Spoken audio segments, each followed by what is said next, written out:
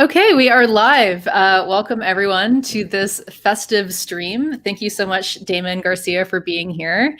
For anyone who does not know who Damon is, he is actually, I should have asked your pronouns before we started streaming. So you go He, him. He, him. Okay. He is a YouTuber and a streamer on YouTube and Twitch. And he's just a rad leftist comrade who does liberation theology. And you should all go check out his channel. It is linked in the description box below. So please do go check that out and follow him on Twitter. So Damon, welcome to the stream. I'm so excited to have this conversation. Thank you. Me too. All right. So I guess we should start with, maybe you could let people know about your spiritual and political journey. I know from watching some of your videos that you are an ex-evangelical. So maybe talk about how and why you got out of that and more towards liberation theology and a place where your spirituality was more political. Yeah. And also, I want to say before we start off that I think sometimes people may be a bit confused seeing like a Christian in leftist spaces, and also like wonder, am I just trying to like evangelize people and get them to become Christian? I'm not, but I feel like what I'm trying to do when I'm in like explicitly non-religious leftist spaces is to help give people permission to explore religion and spirituality if that's what they want to do. And there's a lot of people who grew up around this stuff and are interested in talking about religion and spirituality in a more healthy and responsible way. And yet we're surrounded by leftists who say it's impossible to be leftist and religious, and we're surrounded by religious people saying it's impossible to be leftist and religious. And so people at times feel like they need someone to say, no, it's totally possible, you can explore. And so that's what I'm here for, to just hand out all kinds of permission slips to people and say, you can explore, it's okay. And so, and also I want to say, like, I relate to wanting to explore something new and different than what I grew up with, because I grew up in an evangelical church and a Pentecostal church, because my parents started going to church when I was 2 because they were looking for something that can help them get their lives on track. They're drug addicts and alcoholics and getting into trouble in different ways. And my mom's sister was going to church, so they started going to church. And I grew up in that environment of my parents learning how to be Christian. So there's a lot of fundamentalism in the household, because the old church lady said that don't let your kid watch this or read that or do any of this. And over time, my parents were able to develop their own faith. But when I was 18, felt like I was called into ministry. And so I started really reading and researching theology and church history and religious studies and philosophy. And because I felt like if I'm going to actually teach this stuff, I should know what I'm talking about. I'd have a responsibility to. And so but as I did more and more of that, I disagreed more and more with evangelical theology, especially like realizing how a lot of evangelical theology I was raised with was taught to me as this is how Christians have always believed. And then as I studied it, realized, we could find start dates for each of these doctrines. And for evangelicalism, a lot of it is within the last 200 years. And then realizing, but there's all kinds of other kinds of Christians and the larger global historic Christian tradition that didn't see things this way. And so I, over time, just felt like, okay, I can no longer call myself an evangelical, but I'll try to make it work in this church. So I was a youth and young adults minister for a while, trying really hard to make it work. And then eventually I just couldn't. I was about to get my pastoral license through the denomination I was in. And that would have ended with an interview where they would have asked me questions and I would have had to answer correctly to their theology questions, and I couldn't do it. And so I left, and that was in August 2017 that I left, and I was finally able to be honest about what I believe. And so I just further explored that. But a couple years before I left, I found liberation theology as I was researching different Christian perspectives. And liberation theology started in the 1960s in Latin America during Vatican II.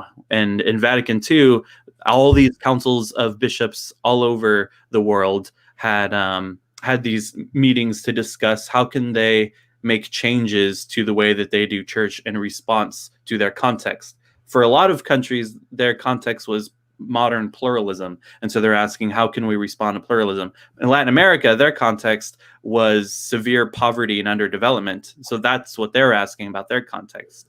And they said God has a preferential option for the poor. I mean, God prefers to opt for the poor, chooses the poor first and foremost, and therefore the church should have a preferential option for the poor, on the side of the poor. And they read the Bible this way. They interpreted theology this way. So the simplest definition I have for liberation theology is the interpretation of theology from the perspective of the poor and oppressed.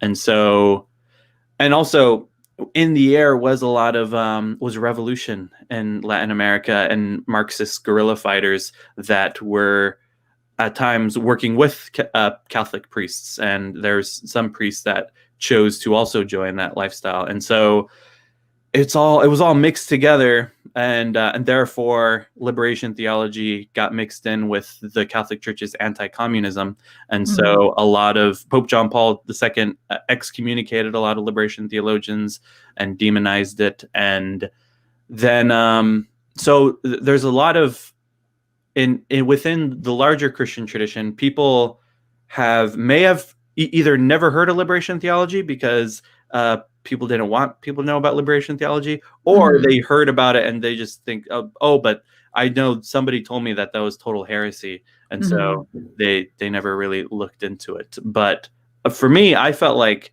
it totally revitalized my faith because it made the whole Christian story make sense, and it made the whole Bible make way more sense, because the whole Bible is also written from the perspective of the poor and the oppressed by this tribe that's under the boot of the empire after empire after empire after empire. And by the time we get to Jesus, it's the Roman Empire. And so I find all that really fascinating. And that's also finally what led me to leftist politics and to Marxist ways of seeing things. I was in a sociology class and we're talking about social conflict theory, and I was reading it and all of history, the history of class struggle, and I was like, I've heard this before, but just in theological terms through liberation theology. So when I first heard that, I was like, well, this is true, and I just kept it like just in my pocket for a while. That I know Marx is right. I don't know what else Marx said or what he was about, but I know he was obviously right. And then over time, I just researched more, and then I was like, oh yeah, this is really right. And so and then it helped me also be able to understand religion and culture a lot better too, from a materialist lens. And so today I still talk about Christianity, but just from a leftist perspective, and I try to help people, leftists, explore religion and spirituality, but also Christians be able to push them further left and to really orient their spirituality toward liberation. Yeah, absolutely. I guess, are there other ways that you see your spirituality being political, or is it mostly around, Christianity being something that is predominantly meant for, the poor and the oppressed and things like that?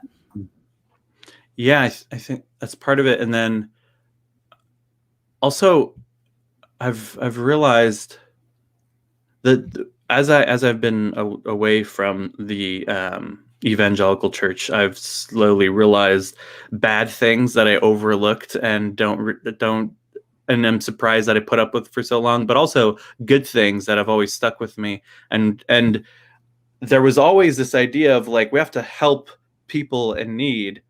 That's like obvious. If we want to follow Jesus, we help people in need, and that's what it means to be a Christian. But I think in so many of those conservative Christian contexts, helping people in need was just limited to charity and charity programs, and especially during Christmas time. Like during Christmas, make sure you volunteer at the soup kitchen, or during Thanksgiving, volunteer at the soup kitchen, and then you never do again, and then you never think it or talk about it again. And then, but I think that stuck with me, that's obviously what needs to be done. But then I think discovering like socialist stuff, realizing that, what we should be doing is also changing our entire system so that it doesn't create so many people who need help. And so that for me is what I wish so many Christians would think that fully through. If we really think we need to help people in need, then let's structure the system differently so that it doesn't create so many people in need. Yeah, so that's how I see it too.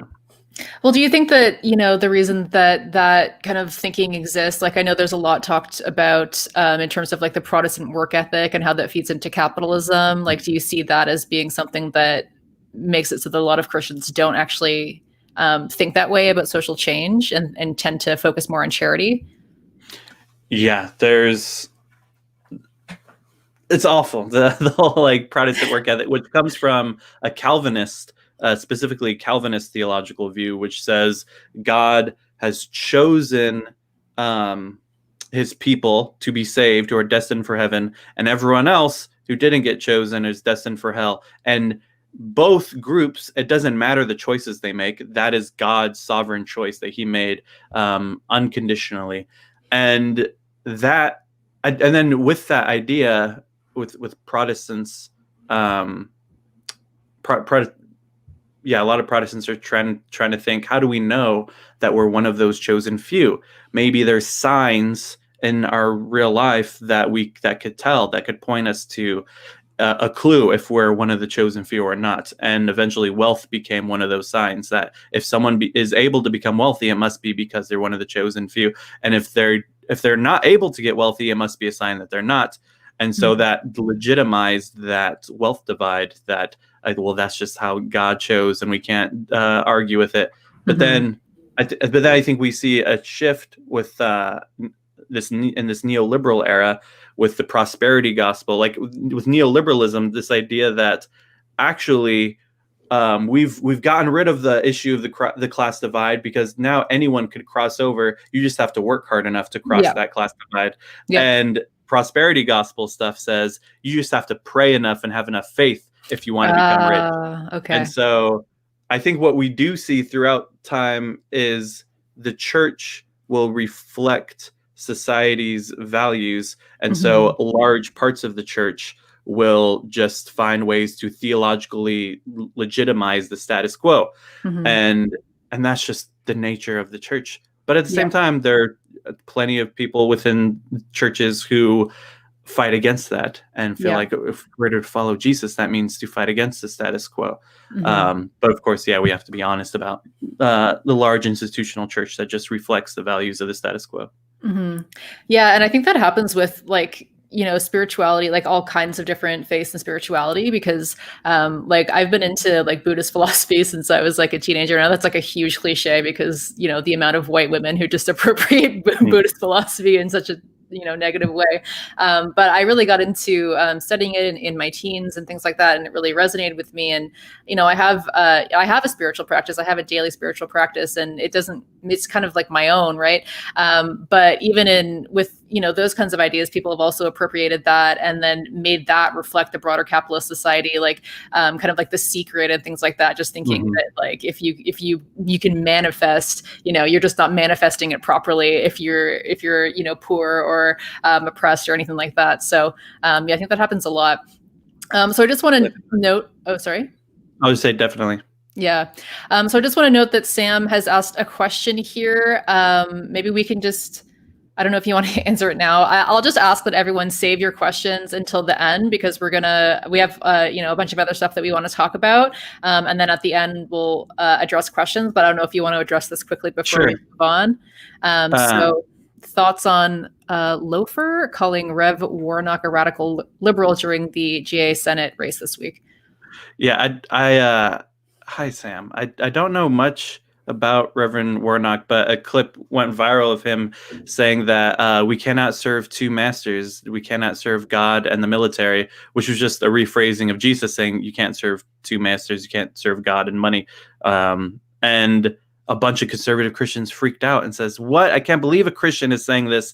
And then all kinds of other Christians were like, do you not realize he's literally quoting Jesus when he says that? And so, the woman he was running against was saying that he's just a radical liberal for saying that kind of stuff. But yeah, and then everyone made fun of her because she just kept saying it over and over, and she clearly didn't know what it meant. But there's a lot of fear mongering, and it's hilarious when people are fear mongering ideas that were directly said by Jesus, and then they go around saying we need to be a more Christian nation. It just doesn't make sense and just completely reveals their hypocrisy. Yeah. Yeah. So back to, I guess, our discussion. I was wondering how you respond to, I guess, some of the more, hardcore Marxists who say that in, a socialist society and a communist society, we need to abolish all religion or spirituality because, organized religion is another source of power or things like that. I guess, what is your take on that? Yeah, I think the people who say that religion will just wither away as capitalism withers away are giving capitalism too much credit. And I think what we see, like I said, religion will reflect the values of the society that it's in. And so I also think back to the transition from feudalism to capitalism. A lot of people thought that religion would wither away then because the people would no longer have a monarch who required a state religion under a liberal democracy. And that didn't happen. And instead, what happened was, specifically with Christianity entered into a phase of religious experimentation, and had all kinds of various groups, which reflected like the new democratic ideal. There wasn't just one singular Church of England or one singular Vatican. It split into all kinds of denominations and that governed themselves. And so I think the same would happen where in a socialist society or a communist society, religion would go through a phase of religious experimentation, all types of religion, and it would look different and reflect its new society. But religion as we know it under capitalism and the way it's commodified under capitalism, that definitely will wither away. And so a lot of our religious institutions will definitely end. But people being religious will not end. It will just look differently. And that's the nature of religion over thousands and thousands of years. It's always constantly adapting with times. Yeah, and I also think that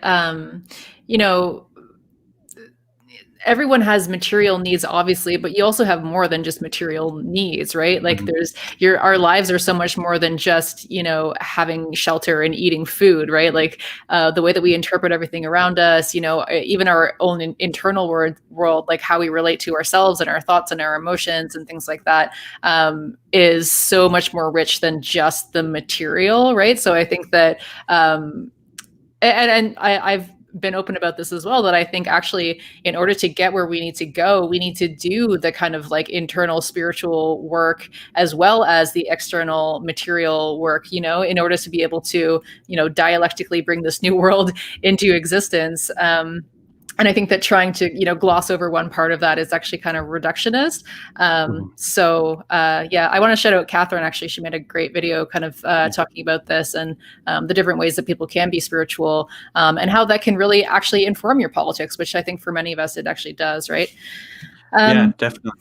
And I want to say too that I think there's a power in the way that all forms of religion anoint things as holy, objects as holy, people as holy, days as holy, spaces as holy. I think, and you could even see religion in general as collective value attribution. It's all about attributing a special kind of value that the entire community agrees on. And I think that there's a power to that because it will contradict what our larger government is saying is giving value and the way that they're giving value and what they say the value is. To be able to say, our government says that we are here to consume and to produce, and that is our purpose, and that is where our value comes from. And then to say, actually, I have a larger, deeper value that has nothing to do with that. That has to do with my faith, that has to do with who I am as a person, my identity that goes beyond that, given by the religious community. And so that has proven to be powerful because it helps people to question how their government defines them. religion has served that purpose constantly. But because of how powerful that is, of course, we've had nations and rulers use religion to do the exact opposite, to say, this is how we see you, this is how we categorize you in our society, and God does too. Yeah. And I know you like God, so that's how God does too. Yeah. But then in reality, and then you have people fighting against that, always saying, actually, God says the opposite of what you are all trying to say and lie about. And so that's why we see with Christianity, the way that it's been used to colonize, at the same time, you had people saying the opposite, saying, okay, you use the Bible to colonize us and to enslave us and to oppress us and marginalize us. And then we actually read the Bible and we realized you're the baddies. And we realized, wait a second, this whole thing starts off with liberating people from slavery. This isn't slavery, therefore makes no sense. And so we see that constantly. And that's what I'm inspired by, the theological developments that have developed by the colonized in order to inspire and empower their struggle for freedom. And I completely reject the theological developments developed by the colonizers in order to justify colonization. And for me, theological education is learning how to sift through those different theological developments, because if you go to any seminary, theological school, Bible college, all those theological developments are just all meshed together, and we have to learn how to separate them. Yeah, that's so interesting. So I guess moving to Christmas, Yes. Christmas today is obviously, a consumerist hellscape. Even the idea of Santa, like the story of Santa and the elves is really like funny and interesting. And, today seems really disconnected from the idea of the birth of Jesus. So I guess take us back to the roots. What are the roots of this tradition, and were they really radical? Yeah,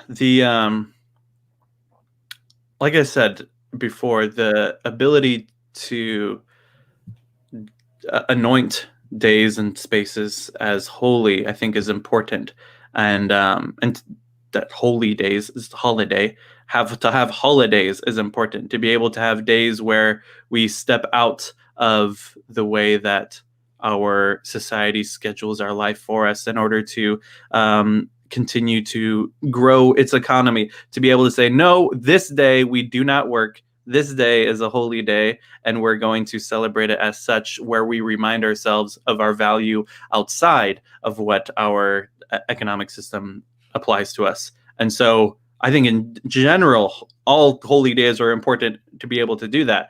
Unfortunately, what we've seen again and again, though, is through the industrialization of capitalism, losing our holidays constantly. Nobody gets holidays off anymore, it's at least very rare. And because of that, Christmas, the way it's celebrated, has changed over time. Like you look at the Middle Ages, Christmas would be like a whole week of getting drunk with your family and friends. Today, you can't afford to take a week off to get drunk with your family and friends, and it sucks. It is awful. And even in England, people talk about how the way that Charles Dickens revitalized the Christmas spirit. The reason he even had to was because of industrialization, where people weren't able to take time off to celebrate Christmas anymore, and so he kind of gave it more of and especially where it was like, okay, if we can't afford to do a whole week or a whole couple of days of celebration, then I guess we won't celebrate Christmas this year. And then Charles Dickens says, well, it's more of a feeling. It's more of like how you feel inside, and it's like all nice and wholesome, and then in the United States, the Puritans made it illegal to celebrate Christmas for a good while, because they related it with like the degenerate Dutch. But then over time, they were able to develop this idea that Christmas is a nice, quiet, gentle, domesticated holiday, was spent indoors with your family, and they were able to bring it back through that. And so with this idea that you don't need time off to celebrate Christmas as hard as you can, it just needs to be a nice little feeling. And no matter, even if you're feeling angry and sad and frustrated with your life right now, stuff all that down and just be happy at Christmas time and spend that time with your family. And also don't bring up the things you're frustrated about with your family, because this is Christmas. Don't ruin Christmas by telling your family what you are concerned about. Just be happy. And so I think that's why Christmas is so hard for us, because when it's all about just suppressing how we really feel in order to put on this happy act. And I think a lot of that is because of we no longer know how to actually celebrate things anymore, and it always has to be just feelings instead of actually getting into the celebration. And when we do have time to and space to actually celebrate things, then our feelings about the holiday don't even matter. When you could just say, like, I think we've all experienced that, where it's like, I don't feel this holiday this year, or I don't feel like celebrating this year, I don't feel with any holiday. And then you do the rituals, suddenly the feelings come. But I think in our society today, it's like, no, we have to have the feelings, even whether you actually celebrate or not. Mm-hmm. Yeah, for sure. So I guess looking back at the roots, right? Mm-hmm. So people are kind of mentioning in the chat that originally it started out as like a pagan tradition that was, I guess, I'm pretty ignorant on this, so maybe you can speak on it. It's not clear one way or the other. It's all mixed together. And I think we could say, I think it's difficult to say that Christians stole all the rituals from pagan festivals. But I think we can 100% say Christians were, we can fault Christians for colonization, but through the process of colonization, cultures got mixed together. Mm-hmm. And so, well, I think a lot of religions like take from one another and whatever, right? Yeah. Like it could just be like an evolution instead of just like a stealing. But I kind of curious about that, like how, like what it grew out of, and like what it was meant to celebrate initially. Yeah. So I think as well, I'll say first, as Christianity spread, there was, I think, different ways of trying to understand how to celebrate these days when other people are celebrating different days around us. And so there was cases where, yes, traditions were mixed together in a more beautiful way. Like with Celtic Christians, there was a lot of, oh, you celebrate solstice on this day with the light coming in after a time period where it's the darkest. We also celebrate our own light of the world coming in through the midst of darkness. And then there's other cases where it's just complete violent colonization, where they completely stole people's land and people's culture and built churches next to the trees that pagans worshipped at in order to get them to stop there. And that needs to be called out, absolutely. Mm-hmm. But it's complex at the same time. But I will say that what I get excited about is looking at the way that these stories were first told, the Christmas story, the birth story, and the like looking at, for example, talking about a Messiah. A Messiah was talked about because within the Jewish tradition, to, like I said earlier at the beginning, with the Bible being written by this tribe of Israel oppressed by empire after empire after empire. And then, I mean, just real quick, the whole narrative of the Hebrew Bible is freed from slavery, and then taken to the promised land, given instructions for how to live and maintain justice. They say, actually, we want a king. And God's like, no, trust me, you don't want a king. It's like, actually, we want to be like the other nations. Fine, here's a king. Then many years of war and bloodshed. Then they're taken over by Babylon. And now they're crying out again, free us again, like you freed us from slavery in Egypt.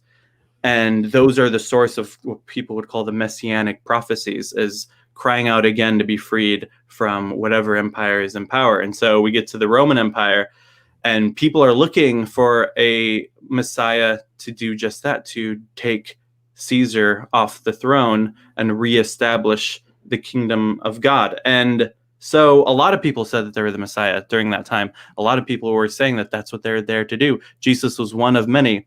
But anyone who claimed to be the Messiah was put on a cross. And a cross was a Roman execution, public on a hill, so that people would know what happens when you stand up to the powers that be. Because to be talking about a kingdom of God, you're talking about ushering out the kingdom of Caesar. And so after Jesus' death, the Christians claim that they still experience Jesus. And they say that, and then they start telling others about this Jesus, and then they start to write these stories down. And the first gospel written, Mark, doesn't mention the birth story at all. It just skips right over. Jesus appears on the scene and gets baptized. Matthew is the next one written, has a birth story. Luke has a birth story, but they're different from one another, very different from one another. Then John also skips the birth story. Paul's letters in the New Testament was written way before the Gospels. He also doesn't include a birth story. And so what we see is the birth stories were a later addition to the Christian tradition, and their purpose is to give, I think, like what John Dominic Crossan, historical Jesus scholar, called an overture to the meaning of their gospel before they actually give it. And everything that they're writing, with all the details, the places they're saying, is giving this anti-empire message by saying Jesus during the era of King Herod, the king of the Jews, and then they say Jesus is the king of the Jews, because Herod was called king of the Jews because he was put over the region of Judea. And then they say, actually, Jesus is the king of the Jews. And then they call him the Son of God. Caesar was called the Son of God before Jesus was ever called the Son of God. Caesar was also called the Savior of the world, bringing a universal reign of peace and prosperity. There's coins that said there's no other name under heaven by which one could be saved than that of Caesar. And they would celebrate Caesar's birthday. And it was like completely, there was a whole Roman imperial cult around Caesar in order to justify his military conquest, because the way that Caesar brought peace to the world was through military conquest. And if you challenged Caesar's reign of peace, then you were put on a cross. And so for the first Christians to say, actually, we believe this Jesus is the Son of God, the Savior of the world, and bringing universal reign of peace and prosperity, everything they said was directly subversive of the message of the Roman Empire, and they were put on crosses too. And then when we think about what they did with the message, was start these alternative communities where they shared all property. They made sure everyone's needs were taken care of. They had these big, what they called love feasts, where anyone that came were fed, and the people who didn't have food at home were put to the front of the line to be fed. And they would go around and make sure, okay, who needs a place to stay, who needs resources, who needs to be taken care of if you're sick. And if you were to go to one of these meetings, you would be compelled to answer that question, who is making a better world here, Jesus or Caesar? And you may be compelled to say Jesus. And so I think what we see through those radical birth stories is an alternative message than the one that Caesar is preaching. And what I think was especially powerful about that is this idea that I think would have inspired and empowered people, was that any earthly ruler we see on here that oppresses us, their reign will not last forever. It is doomed to fall. It is destined to fall. No rule or reign lasts forever. No matter what we see throughout history, empire after empire after empire, they always fall. And so we see throughout the New Testament this idea that there is a larger reign at play here, and for them it would be the kingdom of God, which was about justice and liberation and complete egalitarianism. And you saw that in the way that they lived these communities out. And so I think that's empowering to people who are facing oppression under their government, because to say that you may be experiencing judgment by the powers that be, but we say that there is actually a larger force who will judge even those that judge you, I think gets people to question the power structures at play instead of just buying into it as like exactly how it should be and how it will be forever. Mm-hmm. So it's like the symbol of Jesus is like, it's like the vanguard against the, the Roman Empire, right? Like Maybe. it's the vanguard against imperialism or whatever. So yeah, it becomes even more, pernicious than when Christianity is, as you said, used in like colonizing missions around the world, right? Or in kind of like, I guess like Trump's America, where it's like religion can be used in the service of imperialism when it began as like an anti-imperialist project, right? Yeah. Some people would say that that's the tragedy, is that eventually Roman Emperor Constantine, adopts Christianity and makes the Roman state Christian. And so that is tragic. I also think that's very tragic. But I think throughout Christian history, when we see that happen, there are large groups of Christians who reject that move. And so we see shortly after that, the Saint Benedict of Nursia went out into the desert and took other Christians, and they started a monastic order committed to prayer and work and serving the poor, and said, this is actually Christianity, what's going on here now, not what's going on in the churches now that people just go just so they could look good for Constantine.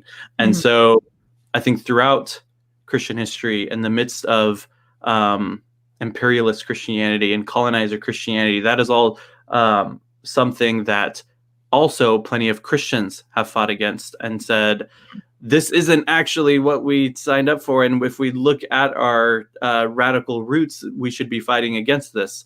And so I affirm that the radical stream throughout Christianity that has, alongside others, fought against imperialist colonizer Christendom.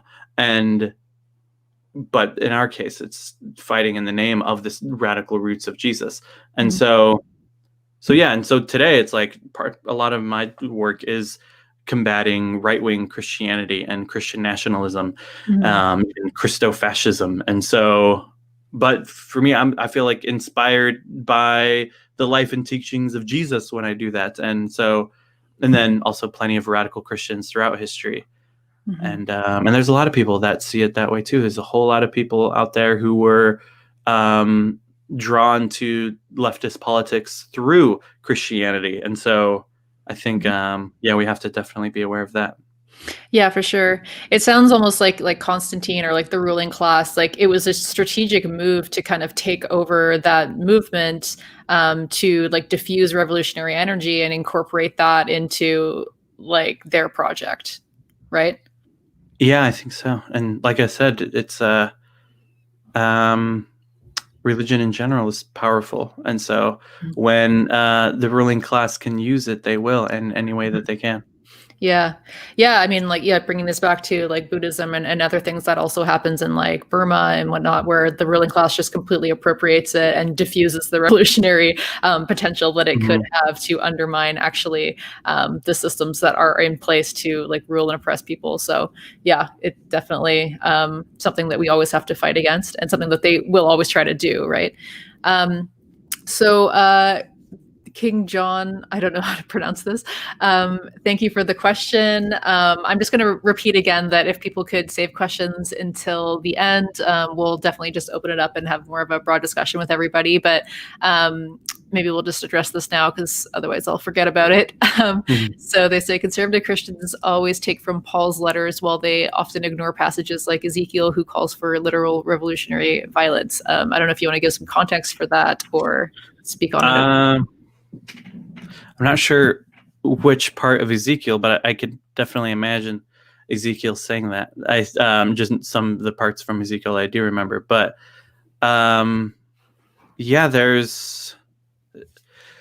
I think it's more responsible to see the Bible as a library, more than like a constitution.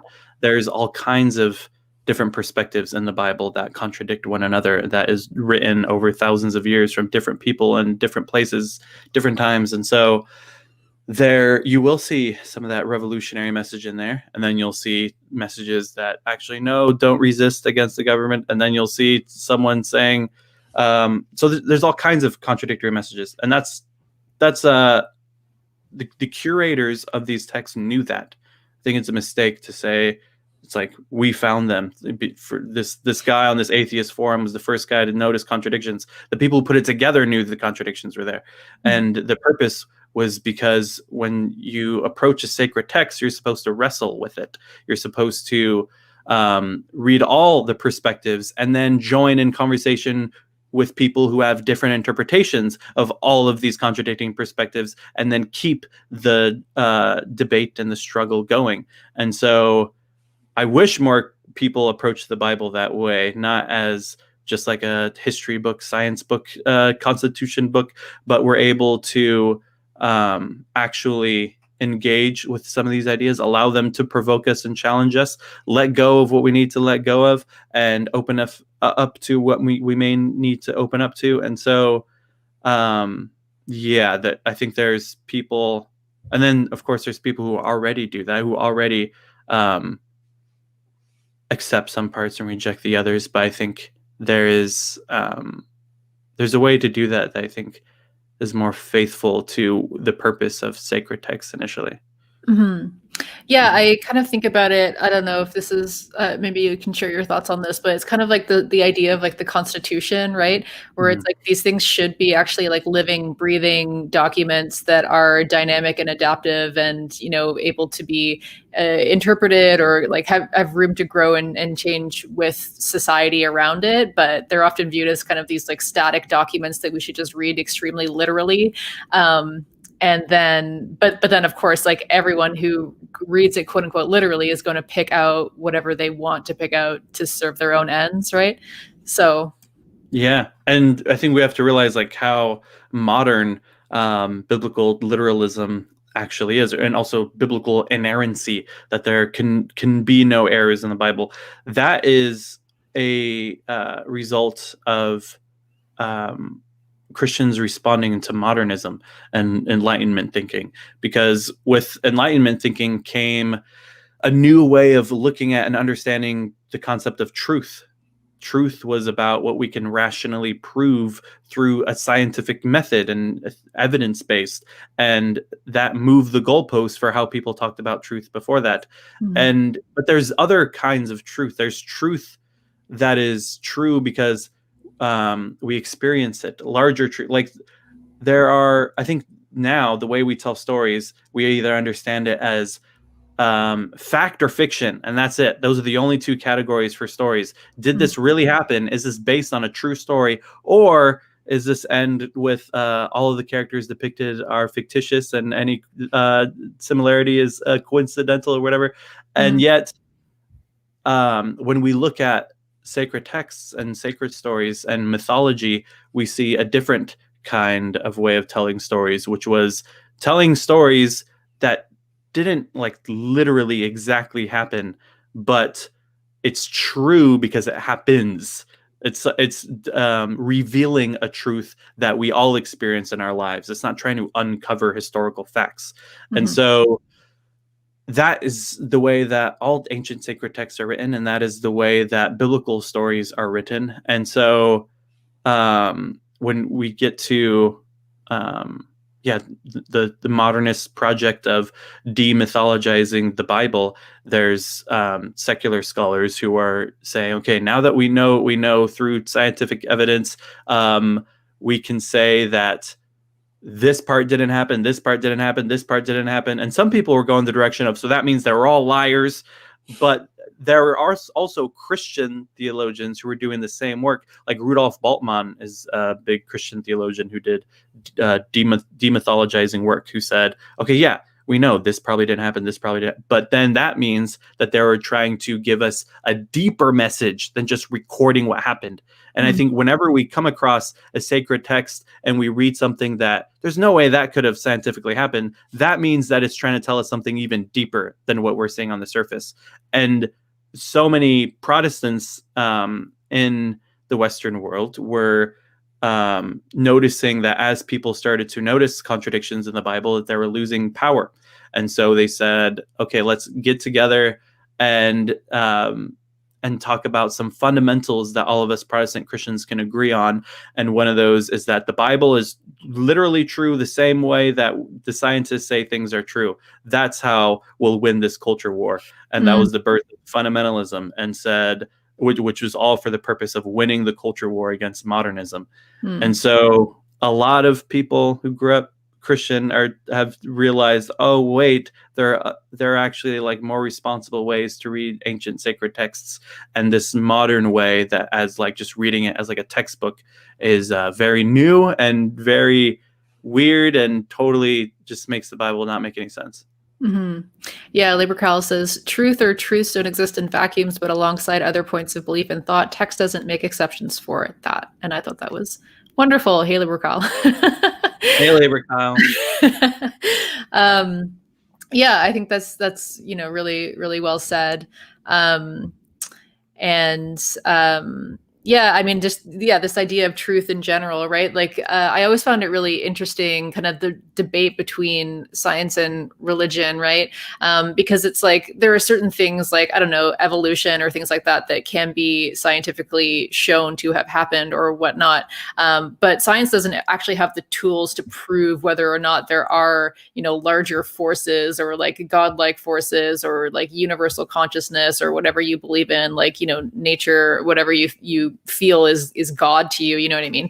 Like, science is able to ask very specific questions based on the tools that science has, like the analytical tools, the tools of discovery, things like that. And so it's like, there's just so many things that, when I grew up, even though I didn't grow up religious, or like my family like didn't have that, but I still, when people would make these claims of like, oh, evolution happened, that means there's no God. I was just like, but there could be both, right? Like there's no, like you're saying that there is no God because science hasn't proved it, but science can't prove it. You know what I mean? So it's like just these ideas of objective truths. And then for me, I agree, like, I was always very like connected to nature and the earth and things like that. And like when I go out alone, I usually go out alone camping and just kind of like sit under the stars and stuff. And like there's these connections that you can feel that like there's truth there, right? Like there's truth in that humility, there's truth in that connection, there's truth in this connecting to things that are bigger than yourself, that can't be captured, right? Like that you have to tell that through story and through just relating to other people who might have had similar experiences that can share that experience, right? Like there's no way of actually scientifically proving that you felt that because it's a feeling, right? So I don't know what you think about that, but there's different forms of knowledge. I think sometimes talking about trying to, there's things that we need to scientifically understand and that religion doesn't fit into, and same with the other way around.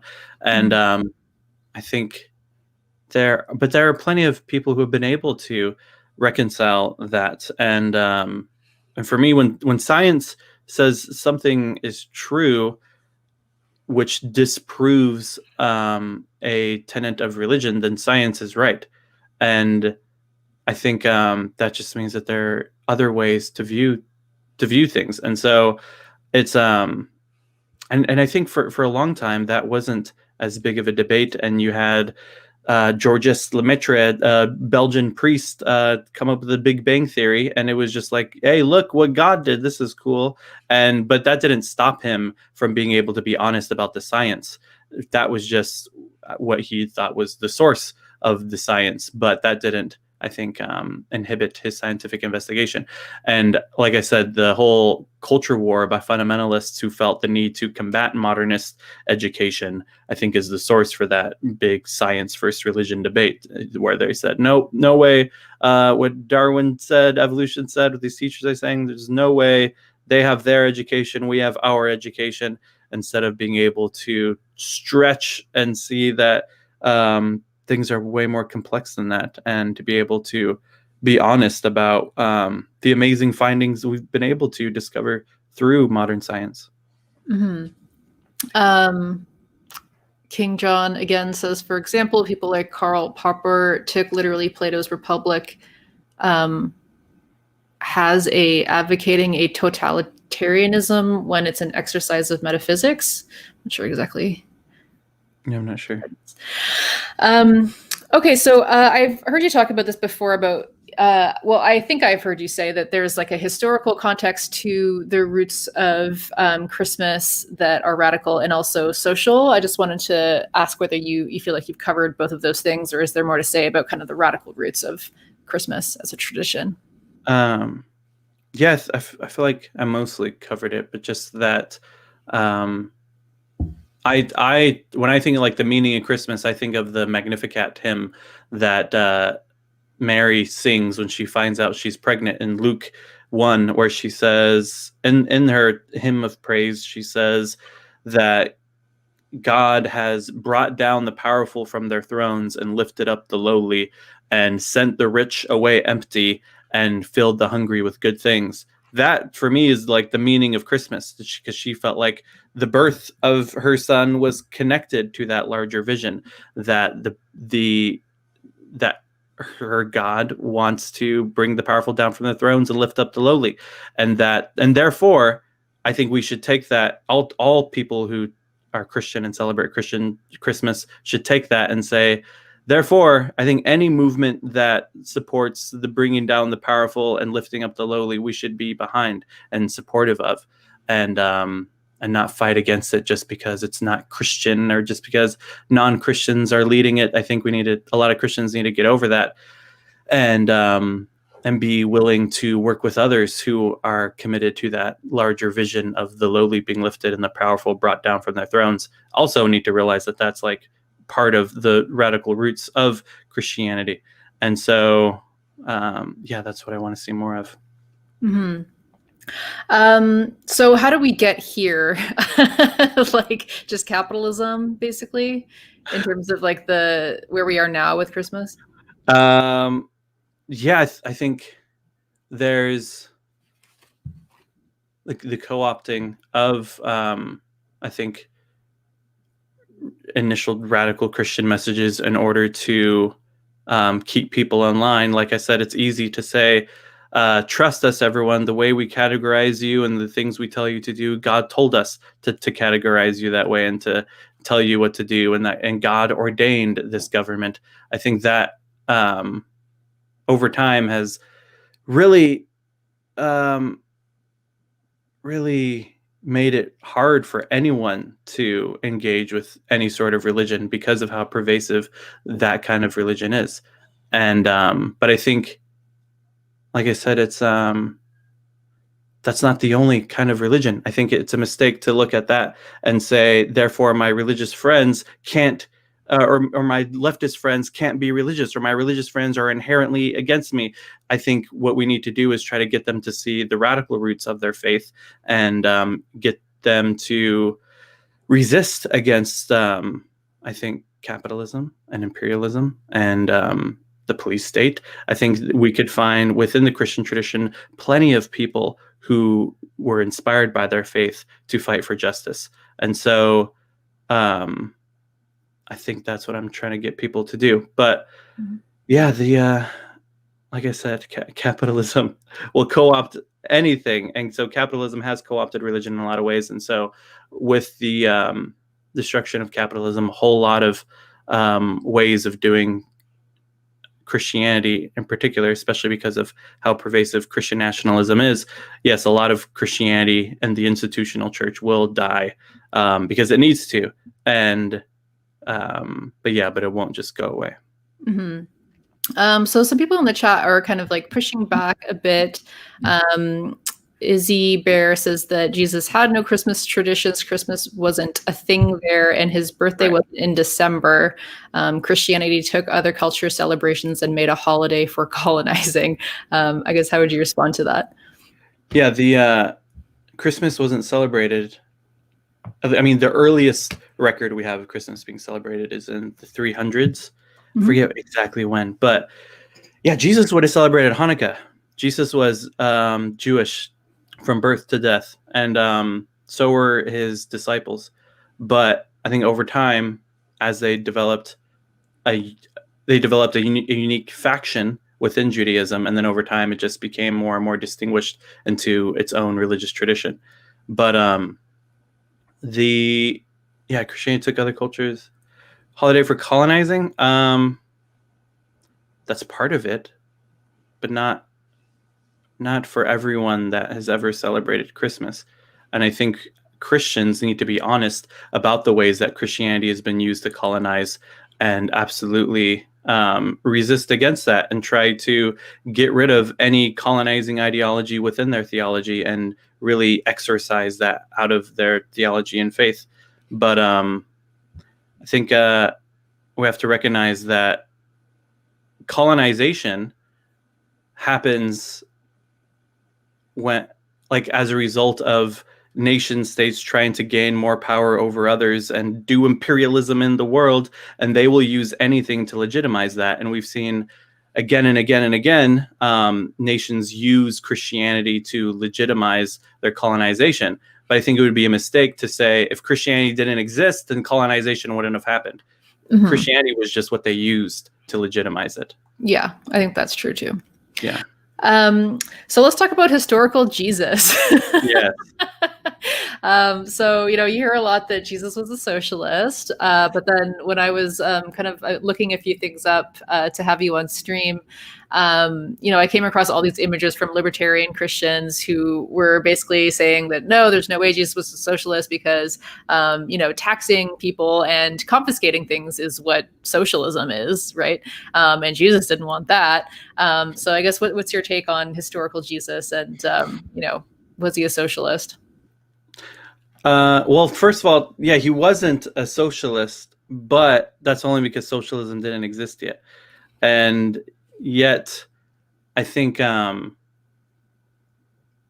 am excited that abolition has become such a central theme within the way that people are talking about politics these days, especially leftist politics, because I feel like abolition is an easy thing to point at to try to describe the politics of Jesus, and also the politics of several Jews during the time of Jesus that Jesus was obviously influenced by, and which was, like I said, within the Magnificat prayer, that if you were to ask Mary or Jesus or any Jew at the time, what would you change about the government if you were able to change anything about this Roman government? They would say something like what Mary said, that the powerful are brought down from their thrones and the lowly are lifted and the rich are sent away empty and the hungry are filled with good things.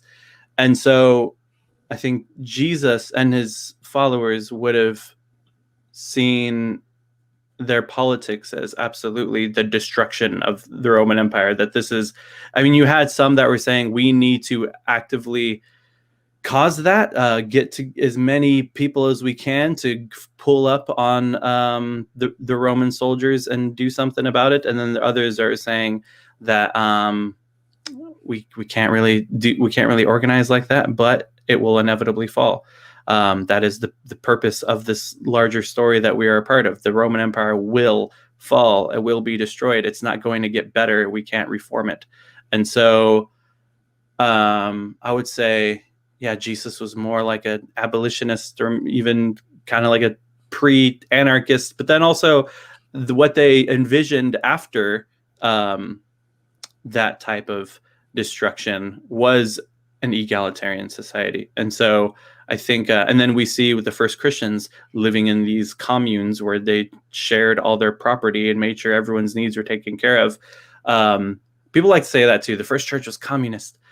Rosa Luxemburg pointed out, and she has a great essay called Socialism in the Churches, where she points out that the thing that made it so that they weren't exactly communist is they shared all of the resources, but they didn't share the work. And so that's like the detail that makes it not exactly communist. But they did share all their resources. And so, yeah. And then I think I find the historical Jesus studies fascinating because what historical Jesus studies is they look at what we can know about the history of the Roman Empire and what was happening in the first century in that time and in that area, and what were the lives of Jews like in that time and in that area, and then ask, okay, now that we know that, what does that say about this Jesus guy who was a Jew in the first century in that time and in that area? And so what historians have been able to agree on is that Jesus was a Jewish guy who led some other Jews, and he said something about a kingdom of God. We could debate on what that even meant. And then he was executed by the Roman government. That's it. That's all we could historically confirm about Jesus. But just that alone, I think, is fascinating because, like I said, to be put on a cross was a political punishment for the crime of sedition. And so to put Jesus on a cross was to also with other people on crosses, because that's what the Roman government did, went town to town and said, with the sword, declare Caesar as Lord. And if they said yes, then they're grafted into the Roman Empire. And if they said no, then everyone was put on crosses. And so for Jesus to be one of those people, I think, first off, shows that Jesus was part of that struggle of the poor and oppressed, and experienced the persecution that in the most deadly way. And so I think what makes Christianity different from the other messianic movements, the other groups of followers that were saying that their guy was the Messiah and then were killed on crosses. The difference was that after Jesus was killed on the cross, usually what would happen when a Messiah would be killed, their followers would go home and say, I guess we were wrong about who the Messiah was. Jesus' followers said, I guess we were wrong about what the Messiah is. And we are actually to be the body of the Messiah, the body of Christ, and live this out through this community. Maybe that was because they saw Jesus again. Maybe it was because they had a spiritual experience of Jesus again.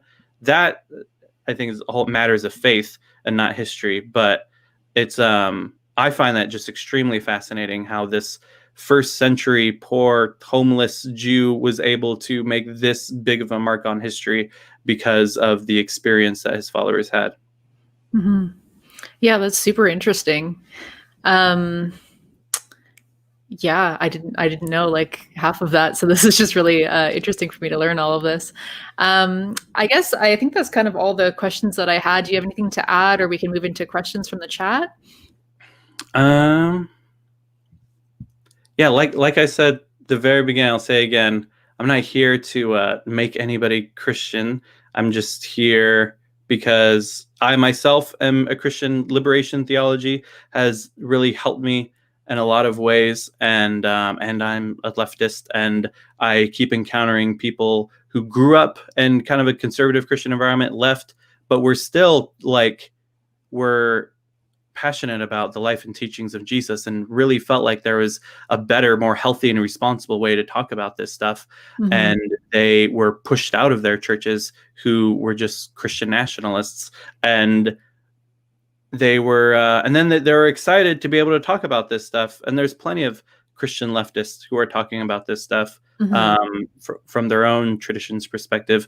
And so I'm just here to give people permission to actually explore religion and spirituality on the left and not feel like it's off limits. That's all. Yeah, absolutely. Yeah. And, speaking to like the colonization aspect, like here in Ontario, there's a lot of Christian organizations like the Christian Peacemaking Team who are actually doing the most in terms of Indigenous solidarity. And they're really, trying to honor the fact that, their tradition was involved in this kind of, colonialism in Canada.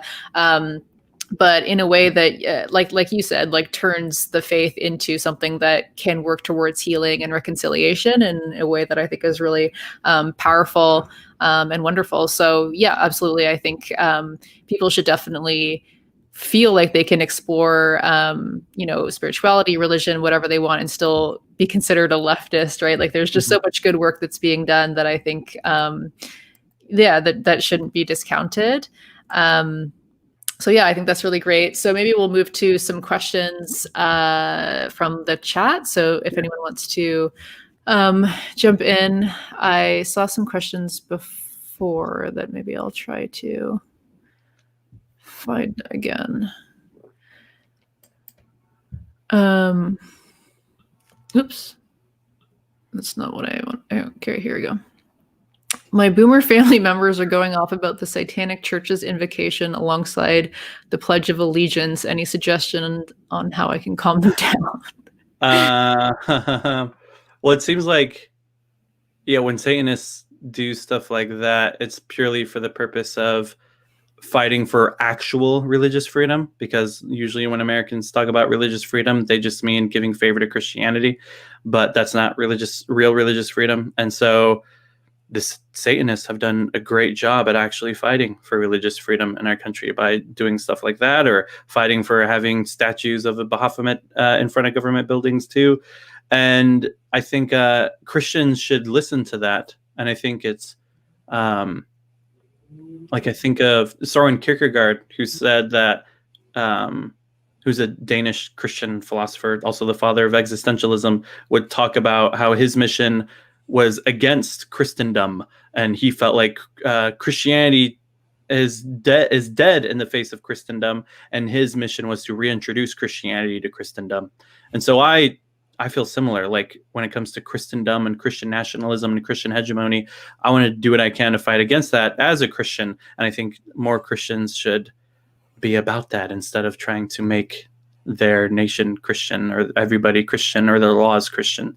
I'll also say real quick, like I remember talking to Luna Oy, and she like in the middle of a stream was like, I just want everyone to know Christians are not being persecuted in Vietnam. I don't know why people are saying this, but you could be Christian if you want. It's no big. There's churches around here. It's no big deal. But the thing is, we just don't have any laws that favor Christians. And then I was thinking, like, yeah, I feel like there's probably a lot of Christians out there that only think Christians are persecuted because they can't dominate in Vietnam, which is really messed up and toxic and of Christians to think that way. And so I think, Christians need to stop thinking that their mission is to dominate everything. Mm-hmm. Yeah. So someone said, isn't Christianity inherently evangelical? If so, then is it even possible to practice Christianity without colonial elements? But I think you've largely spoken to that. Yeah. I think it is. I think there's a way of being like, this is my tradition, Christianity. I was born in it and raised in it, and this is what I'm a part of. If I was born somewhere else in the world with a different religious family, then I would probably be something else, and that's okay. I could admit that. But this is my tradition, and I would, and I therefore try to find the radical elements of it and live that out. And if other people want to be a part of it, cool. But I don't want to force anyone to. Yeah, I don't know if people are familiar with Circle A Tattoo, who just changed their name to Sadlord 777. But they also do like liberation theology in a really interesting way. And they made a video. One was about sacredness, and that was really interesting.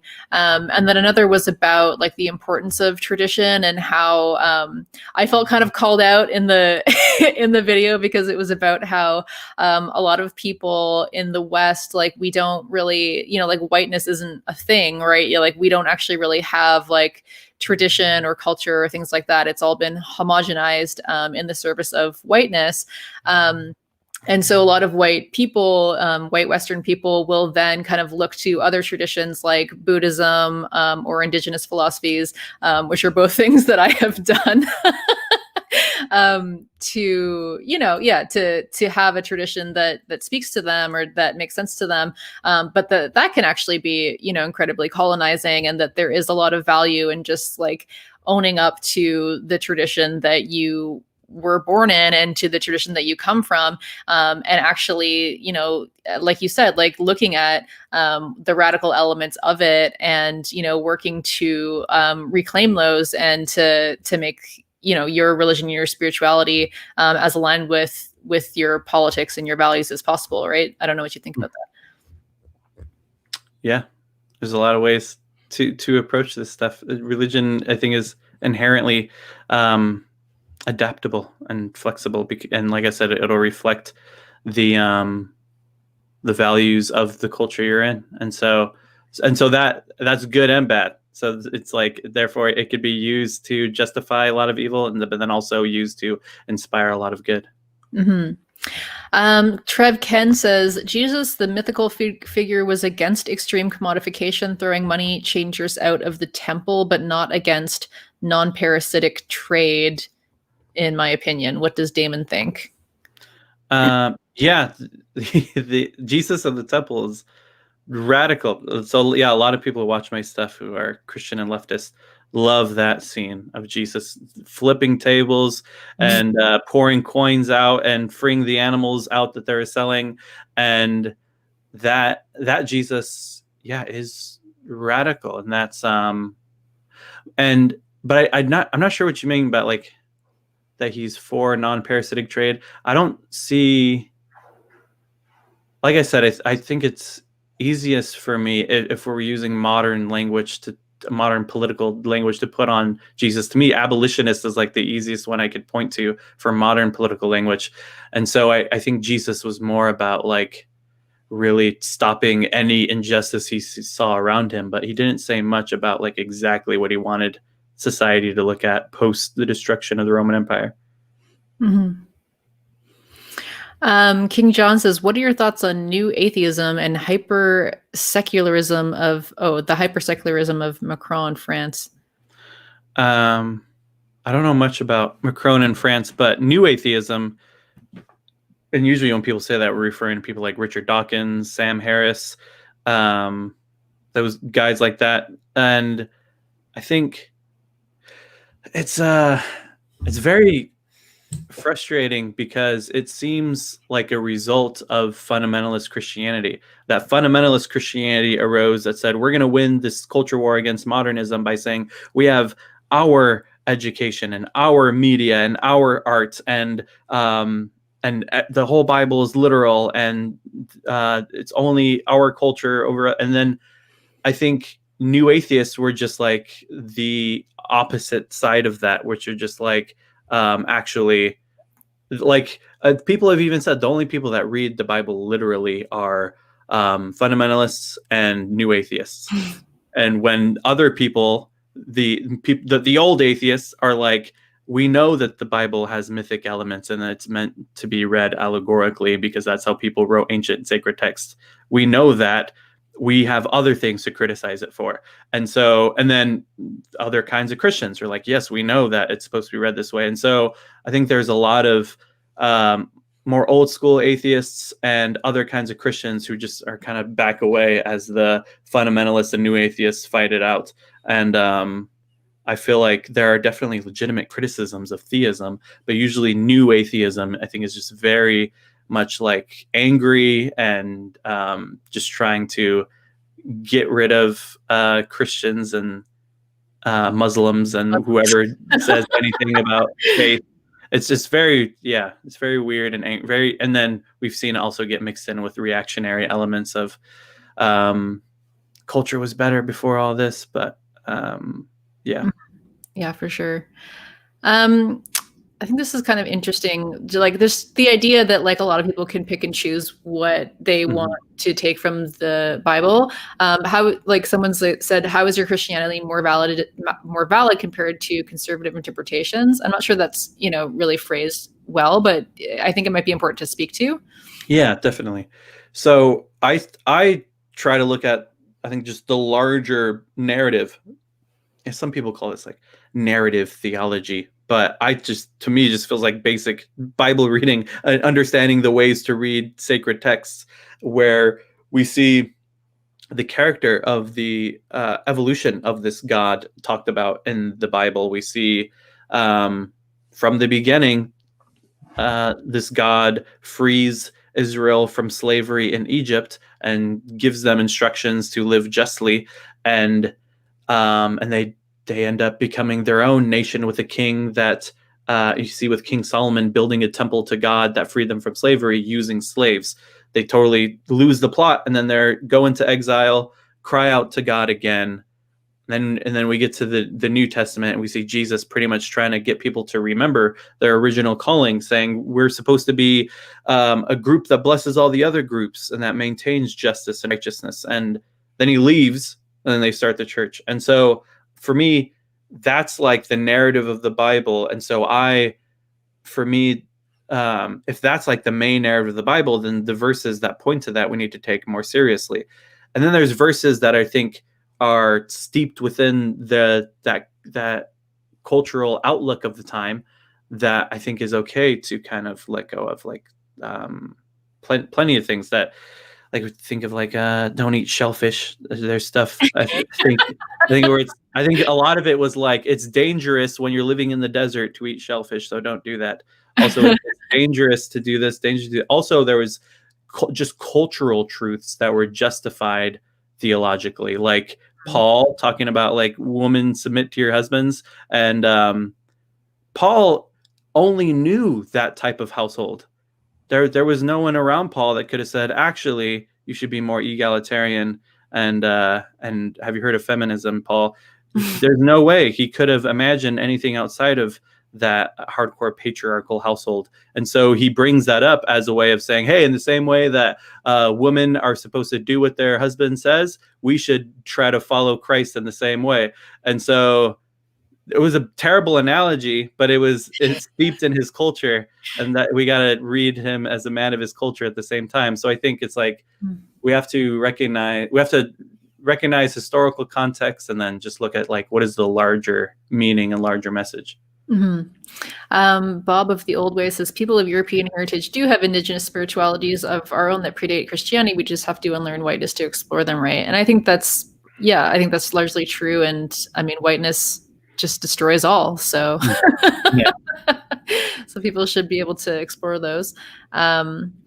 Labor Kyle says, how might the theory of the event in Christianity, the Christ event that led to reconstruction of contemporary society, relate to the radicalizing potential of current events, the strike, BLM, etc.? What a question. He's giving me an up to bat here. Wait, we had a whole stream about it. Me and Kyle have talked about this multiple times. Wait, I want to actually link a stream that me and Kyle did together a long time ago, where we went very in depth about this. I'll link it in the chat, and I'll say that at the event, he's able to talk about the concept of the event way more, which was like the communist philosopher Alain Badiou talks a lot about the event, and a theologian I like named John Caputo talks about the event. But it's pretty much a moment of rupture, and that we are living our lives, and then we experience rupture that calls everything into question and opens up possibilities for something new. And there are theologian John Caputo talks about how God could be understood as an event, not as a super being in the sky or something that's the ground of being, but as an event, is something that provokes us and that we respond to. And our response to this rupturing is the existence of God. God, for John Caputo, God doesn't exist, God insists. And when we respond to this call that provokes us, this rupture, this event that provides the existence of God, we are the hands and feet of God in the world. And so I think that's like super inspiring and helpful for me, especially because I don't necessarily believe that there's a being in the sky calling the shots. And so this is like a more helpful way of understanding things for me. But I think that event is also something that we all experience, moments of rupture that provoke us to live differently. He also talks about, Caputo like compares it with Levinas talking about ethics through the face of the suffering other, when you could look at the face of the suffering other and you're provoked to do something about that suffering. Like, that's not a whole moral system of ethics. That's like something within you is ruptured and provokes you, and then you do something about it. And so I think we all experience that. And throughout history, some people have called it God. That's beautiful. Yeah. It's fun. And that event provokes us to get involved in strikes and protests and everything. Everyone's experiencing ruptures like that these days. Yeah. Beautiful question. Thank you, Labor Kyle. Thoughts on claims of sovereignty and creation of nations via religions like Israel and Iran? I don't like religion being. I don't like religion being used for that. I'm definitely against that. Definitely against the modern state of Israel, absolutely, and free Palestine. And I want to. I like I said, I'm against any sort of religion, and we see especially with Christianity. So especially Christianity, I'm against Christianity being used to justify nationalism and imperialism. Absolutely. Yeah. Someone asked about Satanism.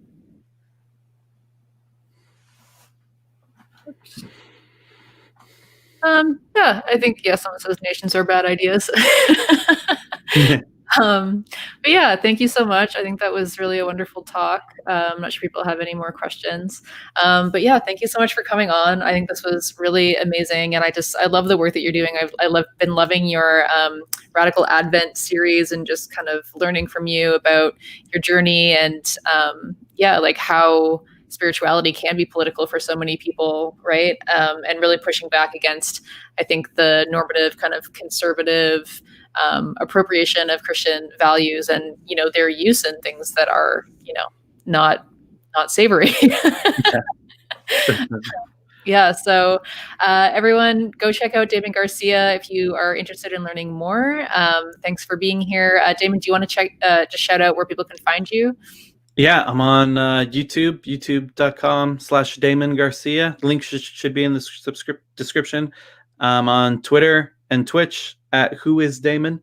And I'm here to talk about all this stuff. And thank you for having me on. Yeah, awesome. Thanks, everybody. I will see you next time.